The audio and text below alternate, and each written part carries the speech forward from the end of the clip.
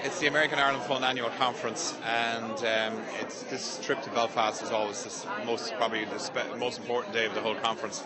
And then to see what we just saw in the last half an hour just brings back again the reason why we all support the Ireland Fund and what they do. So I mean, again, this morning the kids were great, and you know, it can bring tears to your eyes, you know, so it's just great to see though. But it's very important that we do come up here, because it's all very well to be told what's going on, but when you actually come up and see it and actually see the kids participate, it's great.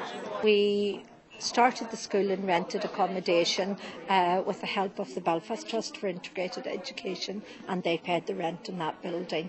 It was very difficult to really move forward and develop the school, because while the Department of Education were giving us the money for the running costs, there was really no money at all available for development of the school. We, the American Ireland Fund, made another contribution so that they can continue on their wonderful work. So it was a very impressive, very happy, energizing day. And we have about 270 Americans that are active in the American Ireland Fund. And it's always very instructive to bring them to Belfast, where so many of our projects are, because there's nothing more motivating than them to actually see the difference that their money makes.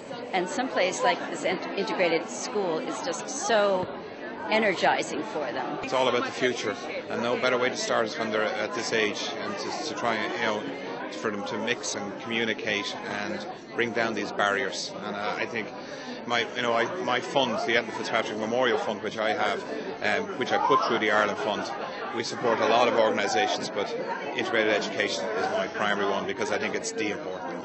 There's no way this society can progress unless they break down the barriers of the past. And if children continue to be put in those two boxes, there's not much hope.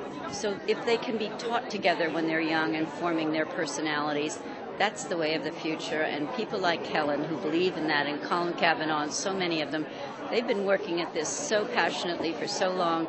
It's a privilege to be able to do anything we can to help them. Support of the Integrated Education Fund and the Ireland Fund is crucial. We couldn't have done the things that we now do. We wouldn't have had our preschool, and we certainly wouldn't have had our sensory room without a huge amount of money from both of those sources. So we are indebted to them.